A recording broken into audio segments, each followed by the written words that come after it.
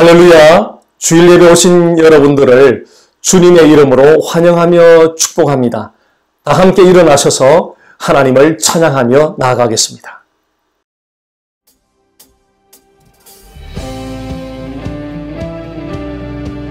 우리 모든 찬양받기 아따우신 주님을 찬양합니다. 이제 우리 함께 자리에 일어나 주님을 경배합니다. 우리 함께 고백합니다. 은혜가 풍성한 하나님을 믿는 자 한 사람 한 사람, 어제도 오늘도 언제든지 편찮고 보호해 주시네. 정욕과 죄악에 물든 마음을 성령의 불길로 태우사 정결케 하소서. 태우소서 깨끗게 하여 주옵소서. 주여 성령의 은사들을 오늘도 내려 주소서. 성령의 뜨거운 불길로서 오늘도 충만케 하소서. 이 시간 주의 성령의 충만한 임재를 구합니다. 인생의 제물로 돌아가신 어린 양 우리 주 예수여, 구속의 은혜를 내리시사 오늘도 구원해 주소서. 아멘. 주여 성령의 은사들을 오늘도 내려 주소서. 성령의 뜨거운 불길로서 오늘도 충만케 우리 두 분 목소리를 고백합니다. 주님의 깊으신 은혜만을 세상에 널리 전하리니 하늘의 능력과 권세로서 오늘도 입혀주옵소서. 주님을 사모합니다. 주여 성령의 은사들을 오늘도 내려 주소서. 성령의 뜨거운 불길로서 오늘도 충만케 하소서. 주여 성령의 은사들을 오늘도 내려 주소서. 성령의 뜨거운 불길로서 오늘도 충만케 다시 한번 주여 성령의 주여 성령의 은사들을 오늘도 내려 주소서. 성령의 뜨거운 불길로서 오늘도 충만케 우리 주님의 충만케 하신 주님을 경배합니다. 할렐루야.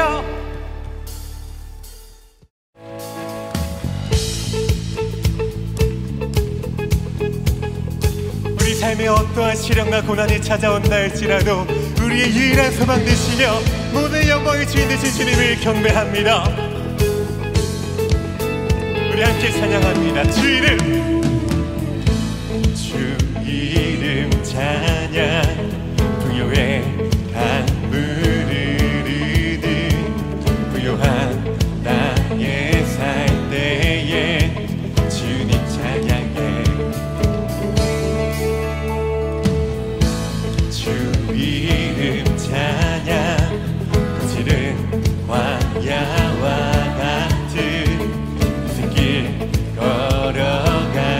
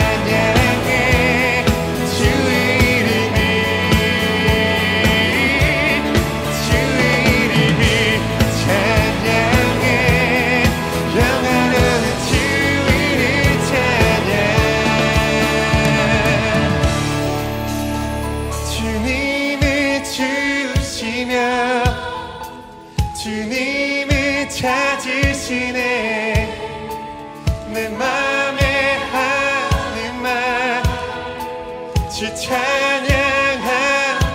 다시 한번 고백합니다. 주님을 주시면 주님을 찾으시네. 내 맘에 하는 말 You give it, take away. You give it, take away. You give it, take away. My heart will choose to sing. Lord, blessed be. You give it, take away.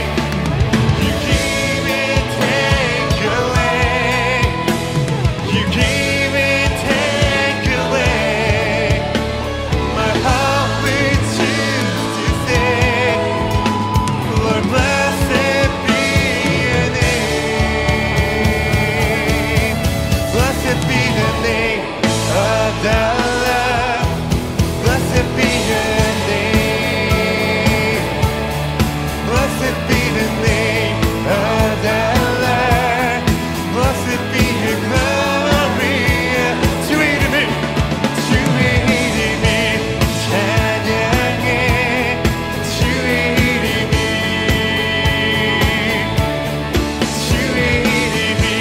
찬양해.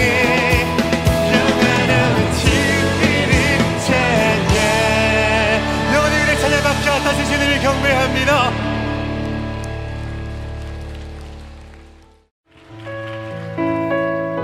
내일 주와 함께 걷게 하시는 우리 주님의 임재 앞에 우리 모두가 서 있습니다. 주님, 아름답고 놀라운 주 예수, 말로 할 수 없네. 그 측량할 수 없는 위엄, 주님과 같은 분 없네. 한없는 그 지혜와 사랑, 그 누구도 다 알 수 없네. 아름답고 놀라운 주 예수, 보좌에 앉으셨네. 우리 모두 고백합니다. 주님 앞에 내가 서 있네. 주 앞에 내가 서 있네. 주는 거룩하신 하나님, 그 앞에 서 있네.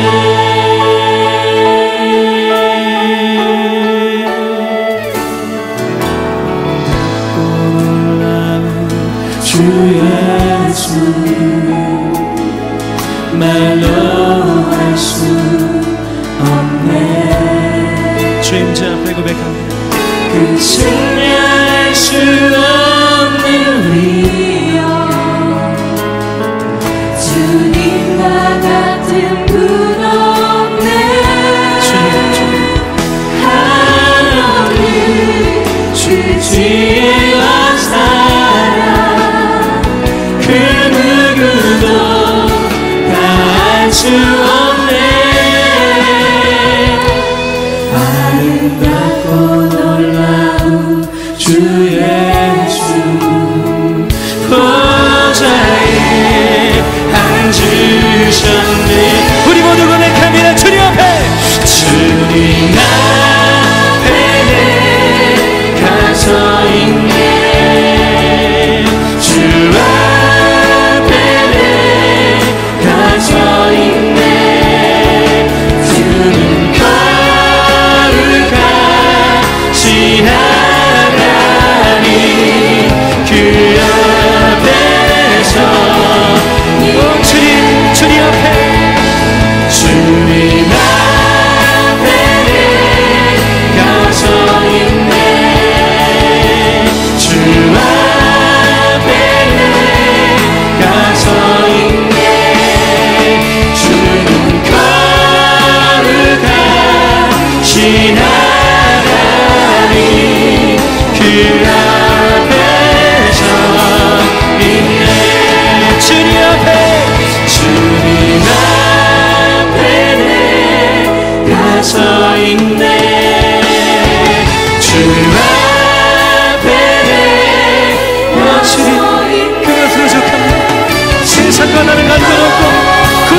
보이는 이곳에서 주의 이름을 높입니다.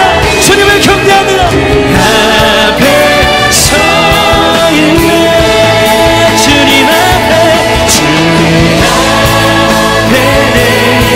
내가 서 있네.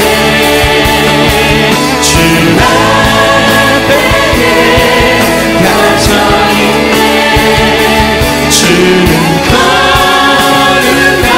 거룩하신 하나님 그 앞에 서 있네. 그 앞에 서 있네. 그 앞에 서 있네. 그 앞에 서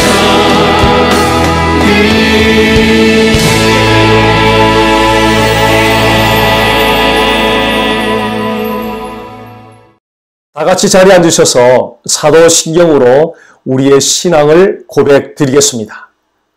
나는 전능하신 아버지 하나님 천지의 창조주를 믿습니다. 나는 그의 유일하신 아들 우리 주 예수 그리스도를 믿습니다.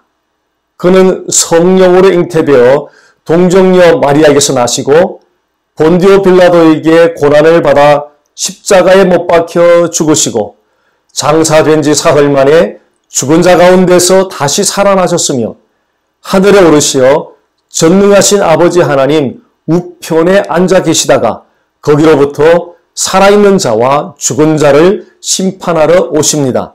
나는 성령을 믿으며 거룩한 공교회와 성도의 교제와 죄를 용서받는 것과 몸의 부활과 영생을 믿습니다. 아멘. 이 시간 몇 가지 기도 제목과 함께 예배를 위하여 기도하겠습니다. 첫째, 예수 그리스도의 보혈의 공로를 의지하여 지난 한 주간 삶을 돌아보며 참회의 기도를 드립니다. 둘째, 모든 교회들이 교회의 머리 되시는 그리스도를 온전히 붙잡을 수 있도록 기도드립니다. 셋째, 코비드-19의 어려운 상황을 복음의 능력으로 담대히 감당하게 하도록 기도드립니다. 넷째, 지역 전도와 세계 선교에 대한 헌신으로 주님의 대사명을 이루어가게 할 수 있도록 기도드립니다. 다섯째, 설교자에게 성령의 지혜와 권능으로 함께 해주시기를 위하여 기도드립니다. 여섯째, 예배자들이 예수님을 초점하고 예배드리도록 기도드립니다. 함께 기도드리겠습니다.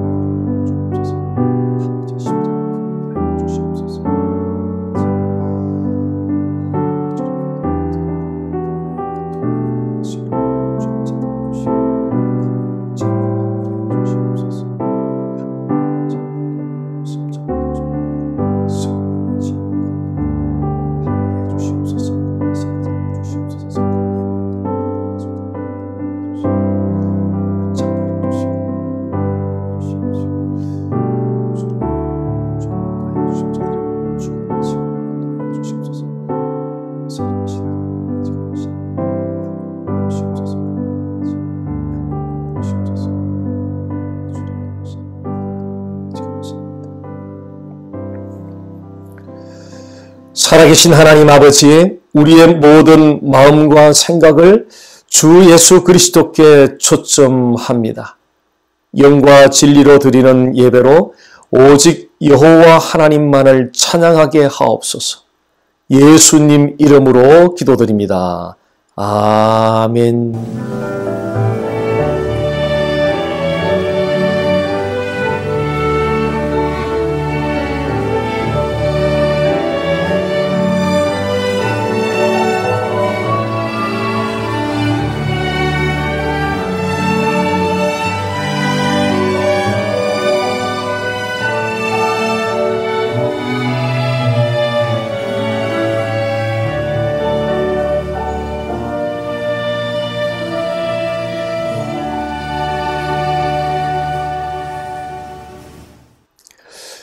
교회 소식입니다. 화면을 참조해 주시기 바랍니다.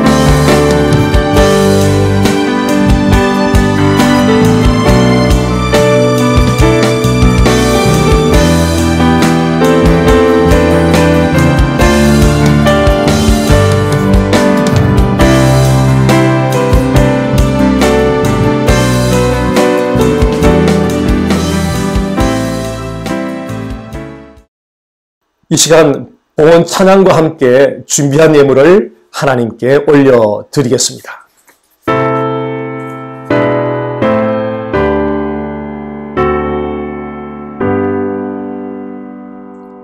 모든 것이 주께로부터 왔으니 이 예물을 주께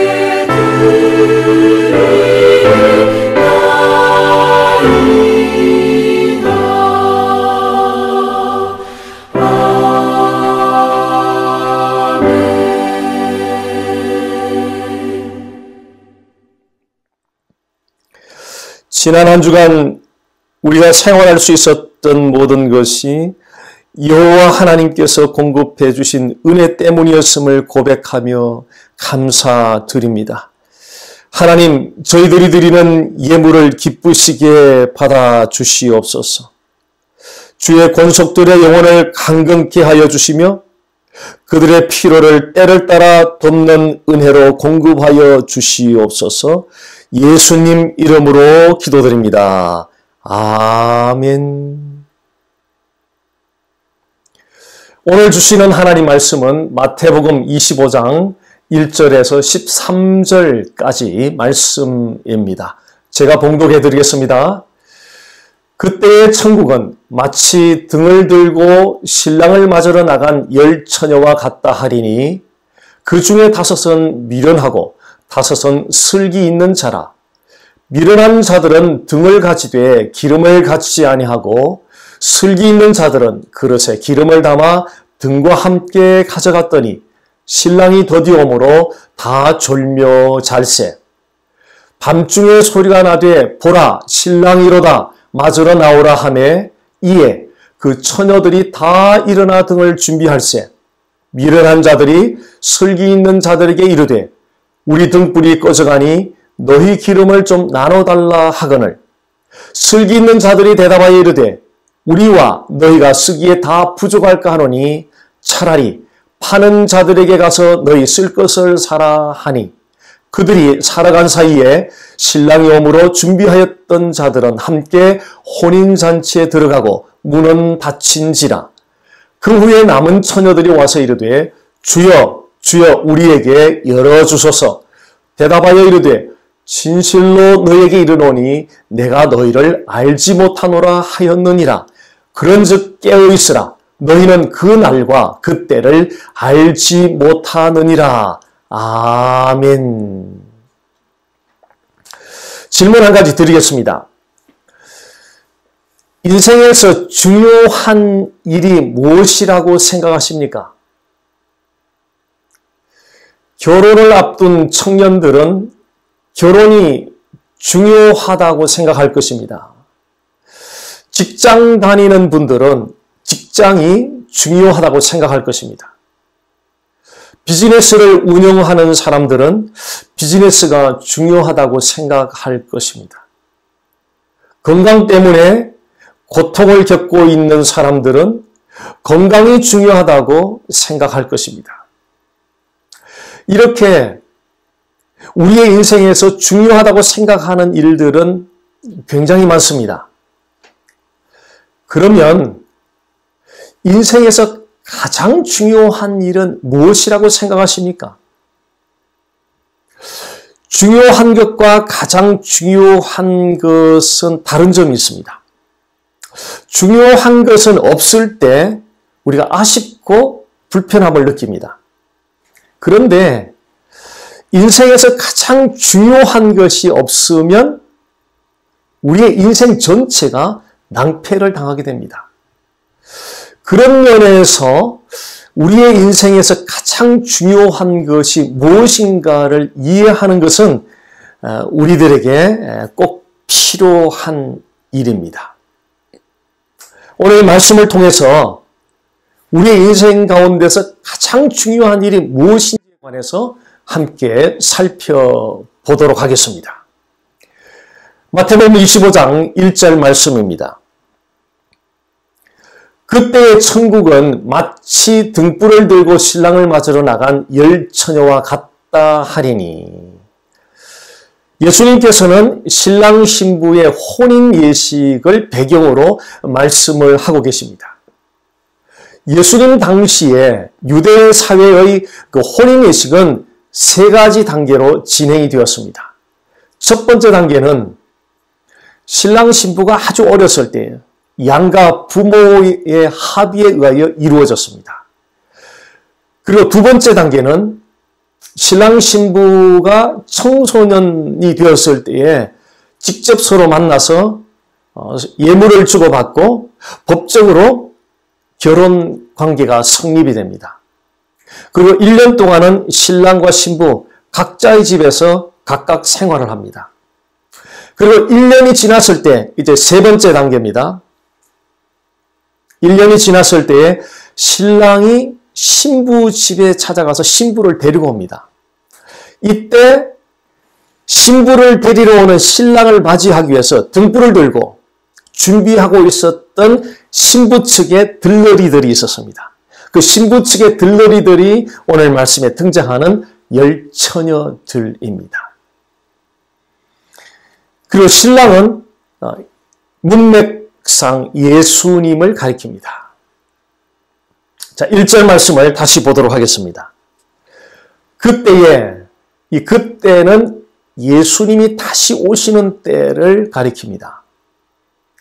등불을 들고 신랑을 맞으러 나간 10처녀들은 오늘날로 적용을 해본다면 교회에 다니고 있는 사람들에 해당할 수 있습니다.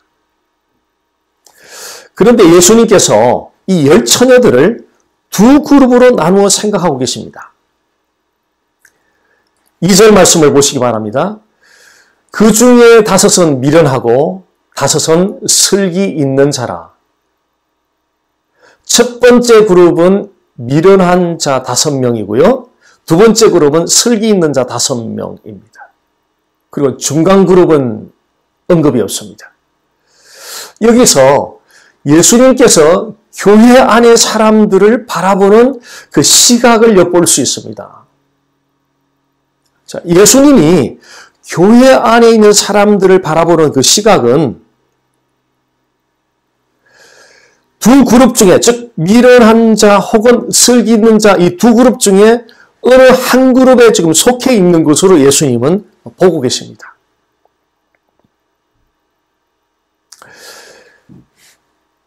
현대 교회가 겪는 어려움 가운데 하나는 실제는 미련한 자 편에 속하는데 표면적으로는 슬기 있는 자 편에 속한 것처럼 살아간다는 것입니다.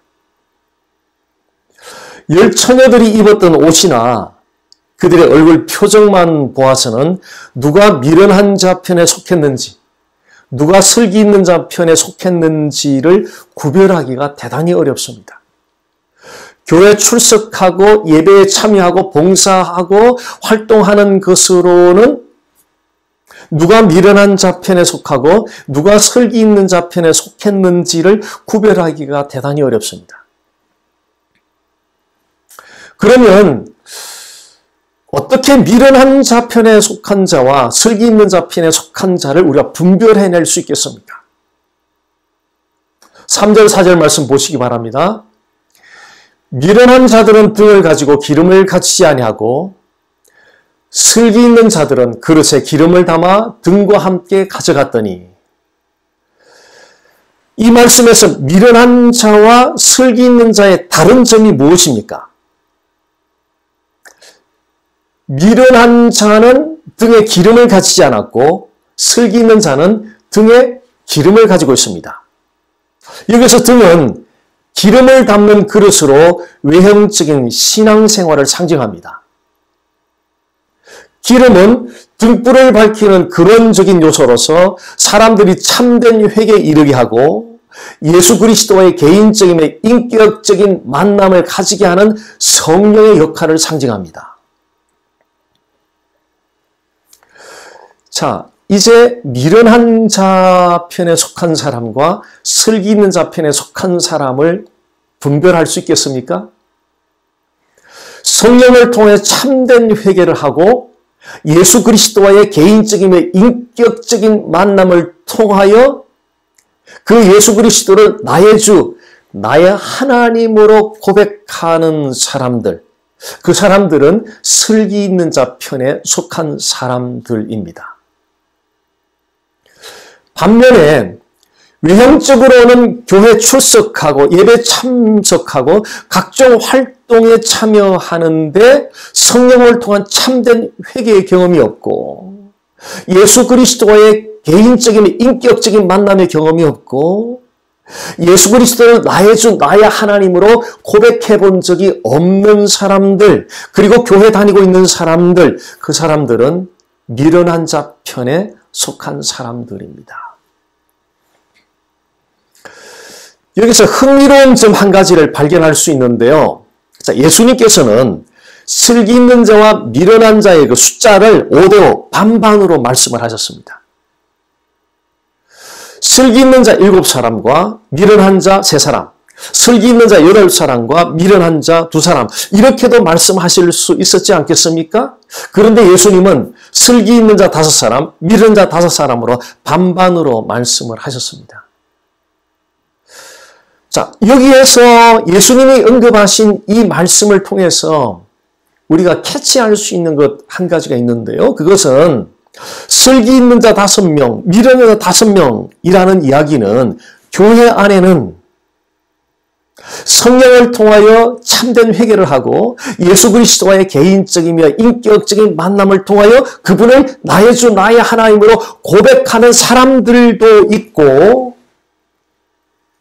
성령을 통해 참된 회개를 하는 경험이 없고 예수 그리스도와의 개인적인 인격적인 만남을 가진 경험이 없고 그분을 나의 주 나의 하나님으로 고백한 경험이 없이 교회에 다니고 있는 사람들도, 즉 미련한 자 편에 속한 사람들도 있다는 사실을 시사해 주고 있습니다. 고 김영길 한동대학교 초대 총장님 부인이신 김영애 권사님은 모태신앙인입니다. 모태신앙인으로서 약 30여 년을 교회를 다니시면서도 자신이 죄인일 수 있겠다라고 하는 그 죄인에 대한 피상적인 생각만 가지고 교회를 다니셨다고 합니다. 그런데 30대의 어느 날 자신이 정말 하나님 앞에서 죄인이라는 사실을 깨닫게 되었다고 합니다. 30년 동안을 막연하게 죄인일 수도 있겠다라고 하는 그 피상적인 생각을 가지고 30년 동안 교회 생활을 해왔다가 30년이 지났을 때에 진정으로 하나님 앞에서 자신이 죄인임을 깨달았다는 사실은 오늘 우리에게 시사해 주는 바가 상당히 크죠. 여러분은 어떻습니까? 여러분은 진정으로 여러분 자신이 죄인이라고 인정해 보셨습니까? 아니면 막연하게 죄인일 수도 있겠다라는 그 정도의 생각에 멈추고 계시지는 않습니까? 만약 여러분 자신이 진정으로 죄인이라고 인정한다면 그러면 왜 죄인이라고 인정하게 되는 것입니까? 질문 하나 드려보죠.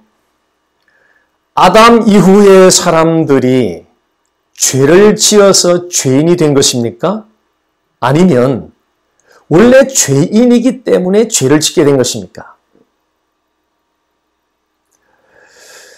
기침을 하기 때문에 감기 바이러스가 들어온 것입니까? 아니면 감기 바이러스가 몸에 들어왔기 때문에 기침을 하는 것입니까? 감기 바이러스가 몸에 들어왔기 때문에 기침을 하게 되는 것이죠. 같은 원리가 이 죄 문제에도 적용이 됩니다. 로마서 5장 12절 말씀을 보겠습니다. 그러므로 한 사람으로 말미암아 죄가 세상에 들어오고 죄로 말미암아 사망이 들어왔나니 이와 같이 모든 사람이 죄를 지었으므로 사망이 모든 사람에게 이르렀느니라. 여기서 한 사람은 누구를 가리킵니까? 최초의 사람 아담을 가리키죠. 아담 한 사람으로 말미암아 세상에 죄가 들어왔다고 지금 말씀하고 있습니다. 아담 한 사람으로 말미암아 세상에 죄가 들어왔다는 이 말씀은 아담이 에덴 동산에서 선악과를 먹은 사건을 가리키는 것입니다. 아담은 하나님께서 먹지 말라고 명령하셨던 그 선악과를 먹고 말았습니다. 그래서 죄인이 되었습니다. 여기까지 이해하는 데에는 별 어려움이 없을 것입니다. 그런데 아담이 선악과를 먹은 사건을 통해서 그 사건으로 인해서 모든 사람이 죄를 범하게 되었다는 이 대목에서 많은 사람들이 혼란스러워합니다. 왜냐하면요, 아담이 선악과를 먹는 그 현장에 우리는 거기 있지 않았습니다. 태어나지도 않았습니다. 존재하지도 않았습니다. 그런데 어떻게 아담이 선악과를 먹은 것 때문에 우리가 죄를 짓게 된 것이냐고 이런 항변을 사람들이 하죠. 자, 이 사실을 이해하기 위해서 하나님이 아담을 어떤 관계로 명령하셨는지를 생각해 볼 필요가 있습니다. 하나님께서 아담에게 선악과를 먹지 말라고 명령하셨던 것은 아담이라는 한 개인에게 명령하신 것이 아니라 오고 가는 모든 사람들에게 명령하신 것인데 오고 가는 모든 세대의 사람들을 대표한 아담에게 하나님께서 명령을 하셨던 것입니다. 그래서 아담은 모든 인류를 대표하는 위치에 있었기 때문에 아담의 그 행위는 아담 자신의 행위로 그치는 것이 아니라 모든 인류의 행위가 되어버리는 것입니다. 아담이 선악과를 먹은 것을 두고 하나님은 모든 인류가 먹은 것으로 간주를 하십니다. 왜냐하면 아담은 모든 인류의 대표이기 때문입니다. 하나님이 그렇게 간주하시는 것을 믿음으로 받아들일 때 비로소 나 자신이 죄인임을 실제로 깨닫게 됩니다. 이렇게 자신이 죄인임을 실제로 깨닫게 될 때 참된 회개가 일어나고요. 예수 그리스도와의 개인적인 인격적인 만남이 이루어지고요. 그리고 그분을 나의 주, 나의 하나님으로 고백함으로 진정한 하나님 나라의 백성이 되는 것입니다. 죄인임을 깨닫고 참된 회개를 하고 예수 그리스도와의 개인적인 인격적인 만남을 통하여 그분을 나의 주, 나의 하나님으로 고백함으로 진정한 하나님 나라의 백성이 될 때 하나님과의 바른 관계를 가지게 됩니다. 기독교 신앙의 본질이 여러분은 어디에 있다고 생각하십니까? 기독교 신앙의 본질이 어디에 있다고 생각하십니까? 기독교 신앙의 그 중요도가 어디에 있다고 생각하십니까? 기독교 신앙의 중요도, 그 본질은 무엇을 행하는 doing에 있지 않다는 사실을 기억하시기 바랍니다. 교회를 다니고 예배에 참석하고 봉사활동을 하고 교회 직분자가 되고 하는 등등 이런 내용들이 기독교 신앙의 중요도라고 생각한다면, 기독교 신앙의 본질이라고 생각한다면 그것은 큰 오해입니다. 기독교 신앙의 그 중요도는 하나님과의 관계를 바르게 가지는 데 있습니다. 저와 여러분이 마지막 심판대 앞에 섰을 때에 하나님이 우리에게 조사하려고 하시는 것이 있을 텐데, 그것은 하나님과의 그 관계를 조사하게 될 것입니다. 마지막 심판대 앞에서는 모든 사람들은 바로 하나님과의 이 관계를 조사받게 될 것입니다. 그만큼 이 하나님과의 바른 관계를 가지는 것은 우리 인생에 있어서 결정적으로 중요한 일입니다. 그러면 누가 하나님과 바른 관계를 가질 수 있습니까? 누가 하나님과 바른 관계를 가질 수 있습니까? 자신이 죄인임을 깨닫고 참된 회개를 하고 예수 그리스도의 개인적이며 인격적인 만남을 가지고 그 예수 그리스도를 나의 주 나의 하나님으로 고백함으로 진정한 하나님 나라의 백성이 된 그 사람들이 하나님과 바른 관계를 가지게 됩니다. 진정한 하나님 나라의 백성이 되고 나면 교회에 대하여 새롭게 생각하기 시작합니다. 예배에 대하여 새롭게 생각하기 시작합니다. 주를 향한 헌신에 대하여 새롭게 생각하기 시작합니다. 우리의 이웃들에 대하여 새롭게 생각하기 시작합니다. 국가에 대하여 새롭게 생각하기 시작합니다. 이 사회에 대하여 새롭게 생각하기 시작합니다. 세계 선교에 대하여 새롭게 생각하기 시작합니다. 모든 것이 새롭게 생각되어지는 은혜가 진정한 하나님 나라의 백성이 된 사람들에게 찾아오게 됩니다. 이 은혜가 여러분들에게 매일매일 충만하게 부어지기를 주님의 이름으로 간절히 소원합니다. 5절 말씀 보겠습니다. 신랑이 더디오므로 다 졸며 잘세 신부 집에서 열 처녀들이 신랑을 기다리고 있었습니다. 그런데 이 신랑이 예상했던 시간보다 더디 왔습니다. 그래서 기다리던 이 열 처녀들이 다 잠이 들고 말았습니다. 오늘날 우리도 예수님이 다시 오시는 때가 더디다고 생각하고 혹은 예수님이 다시 오신다는 그 사실에 대하여 무감각한 나머지 영적으로 깊은 잠에 들 수가 있습니다. 우리가 영적으로 깊은 잠에 들게 되면 우리에게 찾아오는 치명적인 약점 한 가지가 있는데요. 그것은 하나님 아버지의 뜻을 인식하지 못한다는 것입니다. 하나님 아버지의 뜻을 인식하지 못한다는 것입니다. 하나님 아버지의 뜻이 어디에 있습니까? 갈라디아서 1장 4절 말씀을 보시기 바랍니다. 그리스도께서 하나님 곧 우리 아버지의 뜻을 따라 이 악한 세대에서 우리를 건지시려고 우리 죄를 대속하기 위하여 자기 몸을 주셨으니 하나님 아버지의 뜻은 예수 그리스도를 십자가의 죽음 가운데 내어주심으로 우리를 악한 세대에서 건져내는 것입니다. 다시 말하면 하나님 아버지의 뜻은 예수 그리스도의 십자가 죽음의 은혜를 통하여 사람들을 하나님께로 돌아오게 하는 데 있습니다. 예수님의 다시 오심이 우리가 생각하는 것보다 더디 오시는 이유가 있습니다. 그것은 하나님이 택한 사람들이 돌아오기를 기다리고 계시기 때문입니다. 여러분에게 주어지는 하루하루의 시간들은 어떤 의미가 있다고 생각하십니까? 혹시 여러분들은 하루하루 주어지는 시간의 의미에 대하여 깊이 생각해 본 적이 계십니까?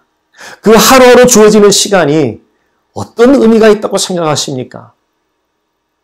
여러 가지 의미들을 부여할 수 있습니다.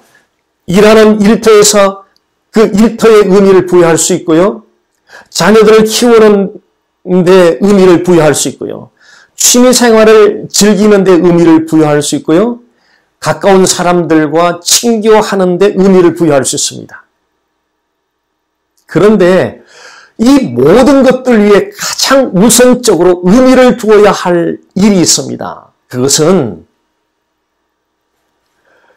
예수 그리스도의 십자가의 은혜를 사람들에게 전해서 그들이 여호와 하나님께로 돌아오도록 하는 바로 이 일입니다.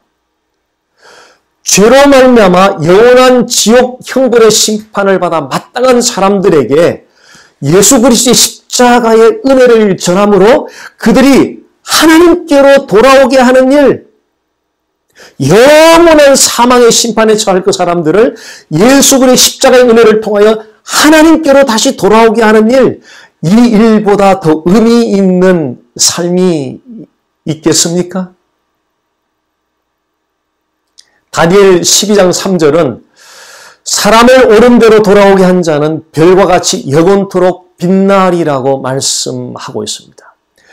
별과 같이 영원토록 빛난다는 것은 하나님의 영광이 사람들을 옳은 대로, 즉 하나님께로 돌아오게 하는 그 사람들을 하나님께로 돌아오게 하는 그 사람들에게 하나님의 영광이 영원 무궁토록 함께 하신다는 것입니다.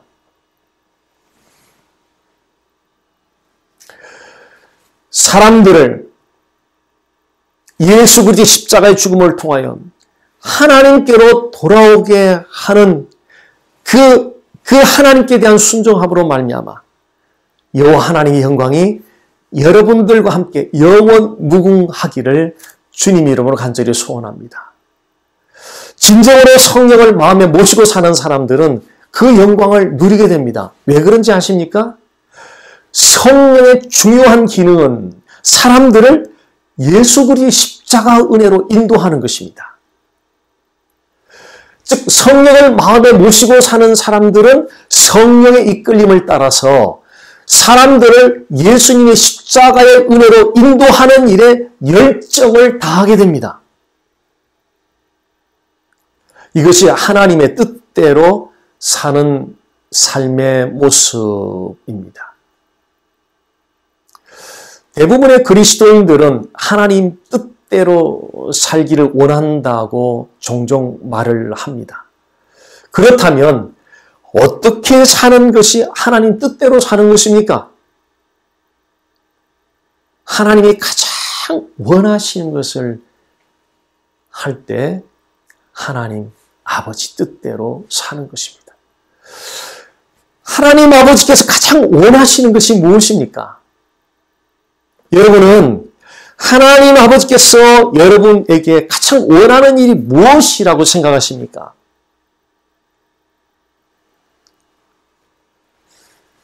예수 그리스도의 십자가의 은혜를 사람들에게 전함으로 그들이 하나님께로 돌아오게 하는 일, 이것이 하나님이 가장 원하시는 일입니다.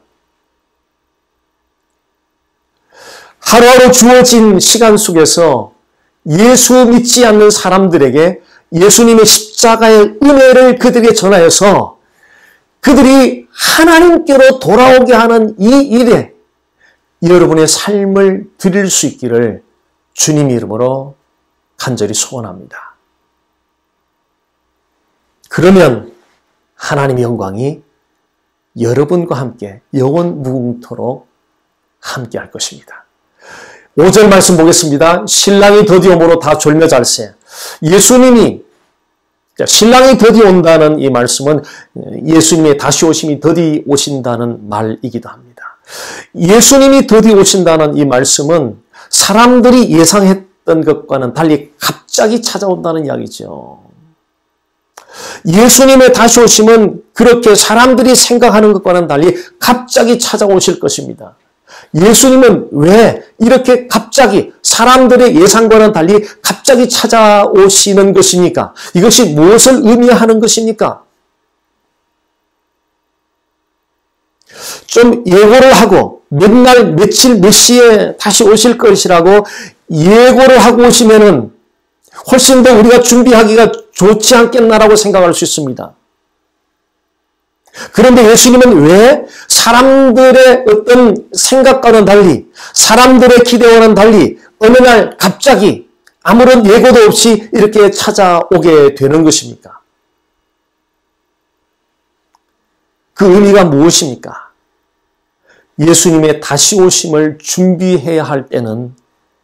바로 지금 이 순간이라는 것입니다.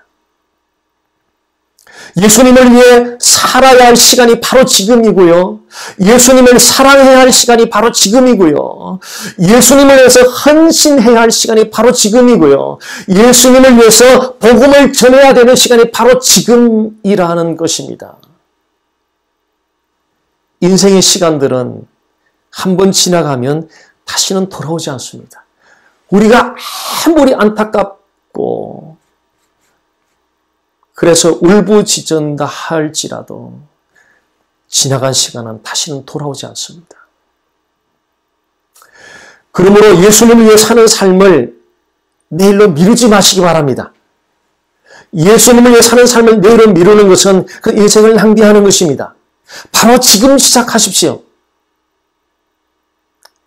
한 번뿐인 인생 모든 것은 다 사라질 것입니다. 모든 것은 다 잊혀져 갈 것입니다. 한 번뿐인 인생 남는 것은 오직 한 가지, 예수 그리스도와 동행했던 그 삶, 예수 그리스도를 위해서 살았던 그 삶은 영원토록 남게 될 것입니다. 7절에서 9절 말씀 보겠습니다.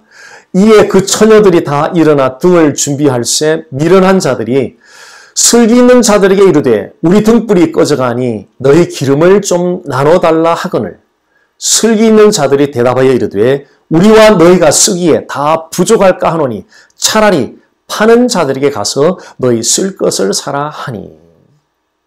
자, 미련한 자들이 슬기 있는 자들에게 기름을 좀 나눠달라고 부탁을 합니다. 그런데 이 슬기 있는 자들이 이 미련한 자들이 그 기름을 나눠줄 수 없다고 대답합니다. 왜 이 슬기 있는 자들은 이 미련한 자들에게 기름을 나눠줄 수 없다고 대답을 한 것입니까? 왜 그렇습니까? 여기서 우리는 중요한 적용점 한 가지를 발견하게 됩니다. 그것은 믿음은 결코 다른 사람에게 빌릴 수 없다는 것입니다. 예를 들어 할아버지, 할머니가 예수님을 믿기 때문에 자녀 세대가 혹은 손자, 손녀 세대가 자동적으로 구원받는 그런 일은 없습니다. 구원은 대물림이 되지 않습니다. 믿음은 대물림이 되지 않습니다. 구원은 오직 예수 그리스도와의 개인적이며 인격적인 만남을 통하여 그분을 나의 주, 나의 하나님으로 고백하게 될 때에 구원이 찾아오게 될 것입니다. 믿음은 하나님과 자신과의 1대1 관계입니다. 믿음은 바로 그 하나님과의 관계에서 그분이 나에게 어떤 분인가를 고백하는 것입니다. 그분이 어떤 분인가를 고백하게 될 때, 그분이 나를 위해서 무엇을 행하셨는가를 고백하게 될 때에 구원의 선물이 찾아오게 될 것입니다. 자, 미련한 5 처녀들이 기름을 구하기 위해서 기름 파는 자들을 찾아갔습니다. 그런데 미련한 처녀들이 기름을 구하러 간 사이에 모든 사람들에게 경종을 울리는 사건이 일어났습니다. 10절 말씀입니다. 그들이 살아간 사이에 신랑이 오므로 준비하였던 자들은 함께 혼인잔치에 들어가고 문은 닫힌지라.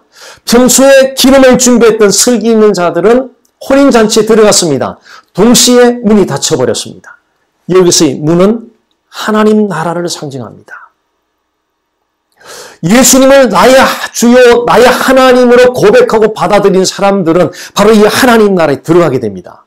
그러나 예수님을 나의 주, 나의 하나님으로 받아들이지 않은 사람들은 어떻게 되겠습니까? 11절, 12절 말씀입니다.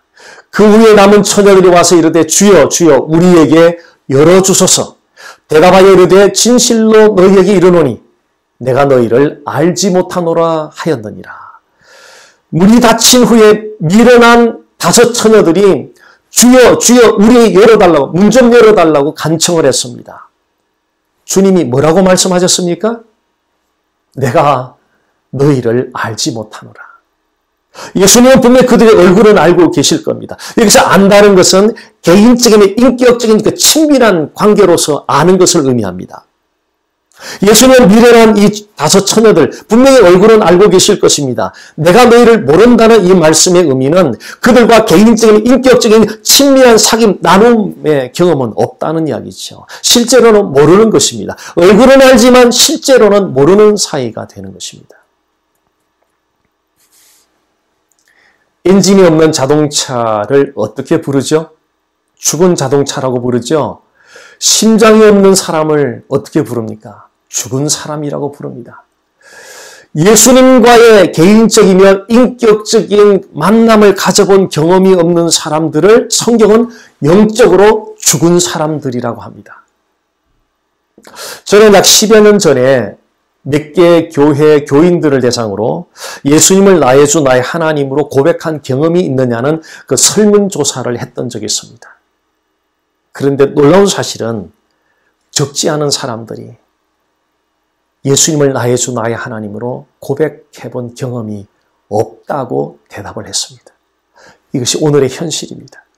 그래서 성경은 자기 자신을 살피고 시험해보라고 요청합니다.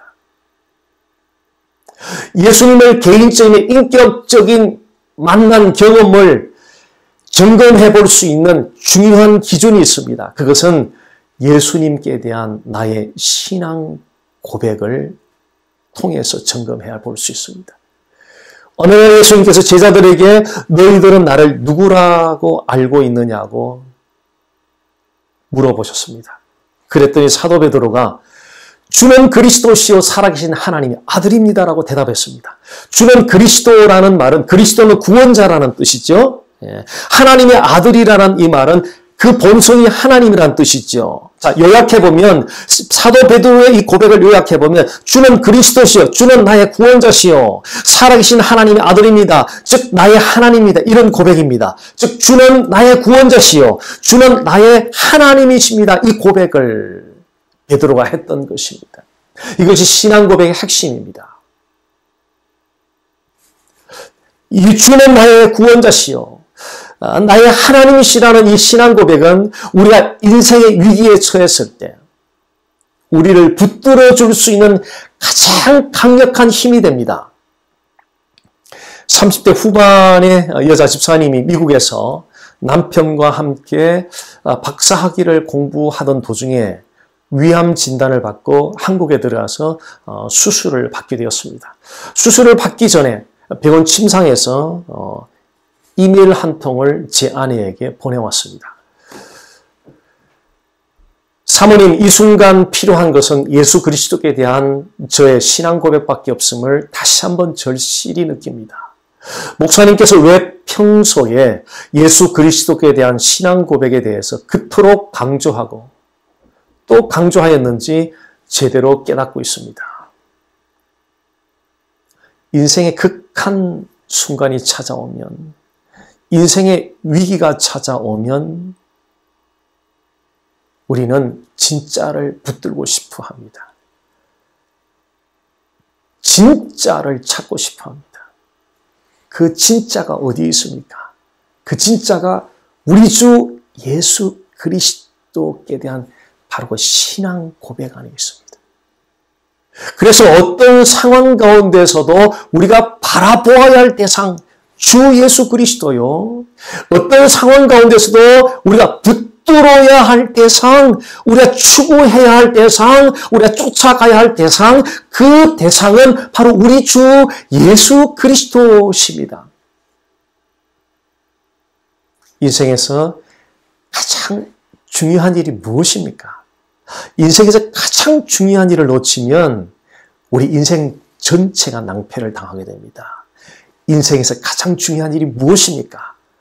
예수 그리스도를 개인적이며 인격적으로 만남으로 그분을 나의 주, 나의 하나님으로 고백하는 것입니다. 예수님을 개인적으로, 인격적으로 만나면 영혼의 방황이 끝납니다.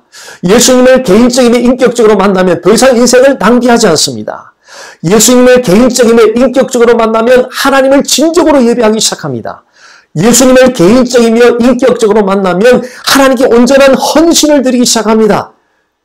예수님을 개인적이며 인격적으로 만나면 하나님을 증거하기 시작합니다. 성결한 삶을 살기 시작합니다. 죄를 멀리합니다. 하나님을 사랑하기 시작합니다. 이웃을 사랑하기 시작합니다. 이제 이 비유의 마지막 결론에 이르렀습니다. 13절 말씀 보겠습니다. 그런즉 깨어있으라. 너희는 그날과 그때를 알지 못하느니라. 이 깨어있으란 이 말씀은 이 비유의 결론에 해당하는 말씀입니다. 우리 어떻게 깨어있습니까? 어떻게 해야 깨어있는 것입니까? 예수님이 마치 오늘 다시 오실 것처럼 생각하고 거룩한 긴장감을 가지고 살아가는 것입니다. 예수님이 마치 오늘 다시 오실 것처럼. 자, 이것을 우리의 인생에 좀 좁혀서 적용을 해본다면요. 우리가 호흡을 하고 살아갈 날이 5년, 10년, 20년, 30년 아직도 많은 세월이 남아있는 것이 아니라 오늘 이 하루가 나에게 주어진 마지막 하루라는 생각을 가지고 그 하루하루를 거룩한 긴장감을 가지고 살아가는 것이죠. 살아갈 날이 아직도 많이 남았다는 그런 느긋한 마음으로 살아가는 것이 아니라 오늘 주어진 하루가 나의 인생의 마지막 하루라는 생각. 이것이 곧 예수님이 다시 오시는 그날이 바로 오늘이라는 그런 생각을 가지고 거룩한 긴장감을 가지고 살아갈 때 우리는 깨어있게 되는 것입니다.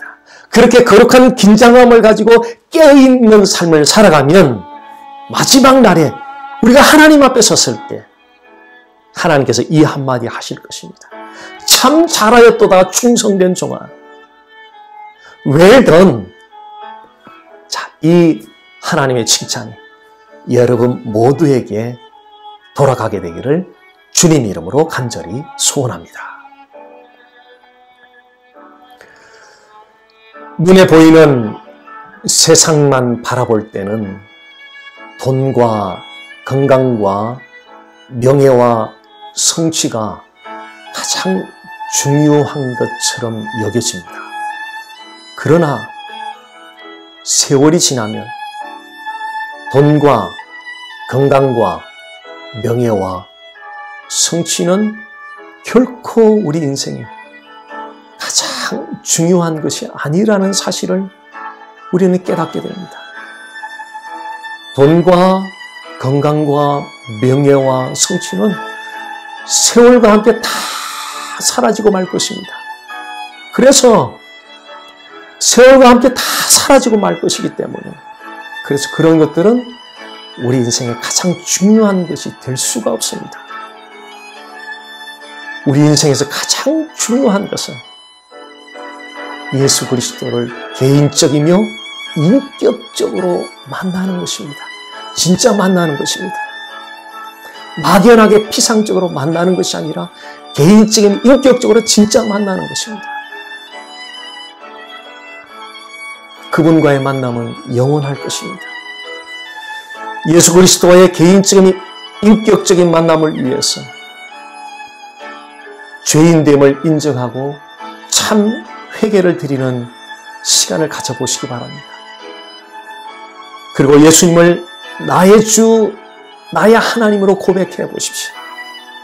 그분이 진정 이 상황 속에서 진짜 나의 주가 되고 진짜 나의 하나님이 되고 있다면 우리는 세상을 바라보는 시각이 달라질 것입니다. 이미 예수 그리스도의 인격적 만남을 가지셨다면 성령의 확증케 하는 은혜를 구하여 보시기 바랍니다. 이 시간 다 함께 합심하여 기도드리겠습니다. 살아계신 하나님 아버지, 그토록 오랜 세월 동안 우리 아버지 하나님은 인생에서 가장 중요하다고 생각했던 대상입니다. 돈과 명예와 권력과 건강과 성공과 성취 등등 이 모든 것들이 하나님 세월과 함께 다 사라지고 말것들이라는 사실을 발견하는 것입니다. 하나님, 그런 것들은 결코 우리 인생에 가장 중요한 것이 되지 못한다는 사실을 하나님 인정하고 고백합니다.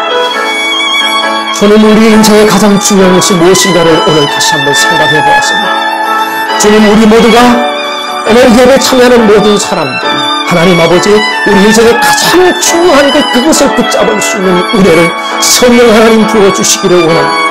예수 그리스도를 하나님 피상적으로 관념적으로 만나는 것이 아니라, 종교 구성으로 만나는 것이 아니라, 예수 그리스도를 개인적이며 인격적으로 진짜 만나는 그 은혜를 주시어서 하나님 그분과 영원한 삶을 누리는 복을 저희들이 허락해 주시기를 원합니다. 오 살아계신 하나님, 우리의 죄인됨을 다시 한번 확인케 하여 주시고 주님 앞에 참된 회개 시간을 가지게 하여 주시고, 그러므로 말미암아 진정으로 하나님 아버지 그리스도의 개인적 인격적인 만남의 시간이 우리 모두 임하여 주시기를 원합니다. 하나님 아버지 매일매일 이분과의 깊은 사귐과 친밀한 사귐을 통하여 하나님 아버지 우리 인생의 가장 중요한 분 예수 그리스도와의 동행하는 삶으로 말미암아 주여 참으로 복 있는 삶을 걸어가도록 도와주시옵소서. 오 하나님 아버지,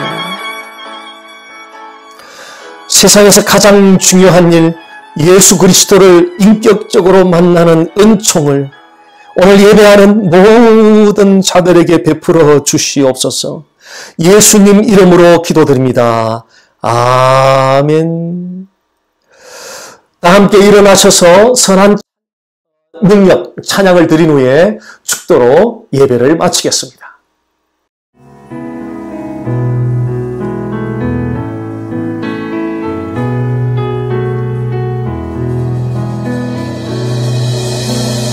선한 능력으로 안으시네.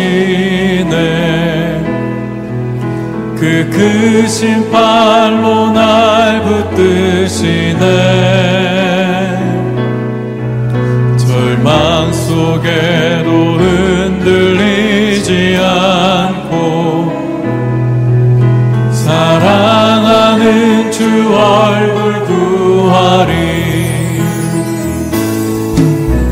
이전의 괴로움 날 애워싸고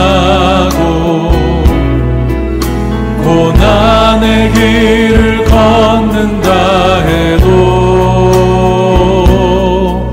주님께 모두 맡긴 우리 영혼 끝내 승리의 날을 맞으리. 선한 능력으로 일어서리. 주만 의지하리. 믿음으로 우리 고대함에 주 오실 그날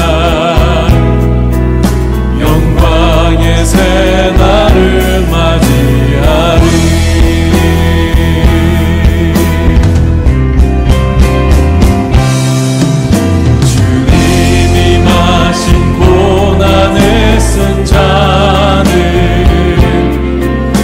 우리도 감사하며 받으리.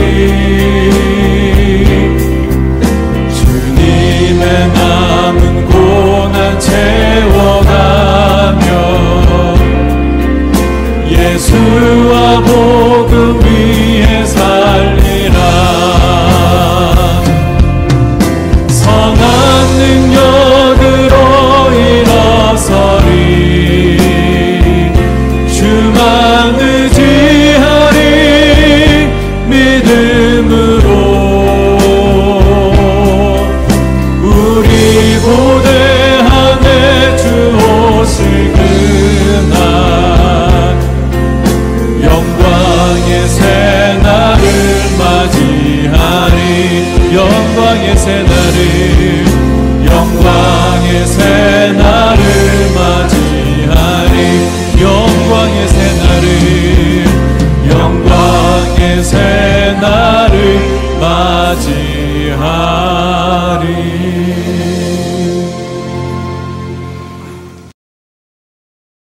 이제는 우리 주 예수 그리스도의 은혜와 하나님 아버지의 사랑과 성령의 교통하심이 오늘 예배로 하나님께 영광 돌린 사랑하는 주의 권속들 머리 위에와 가정과 자녀들과 일터위와 우리 남가주 보배로운 교회 위에 이제로부터 영원토록 함께 하시기를 간절히 축원하옵나이다. 아멘.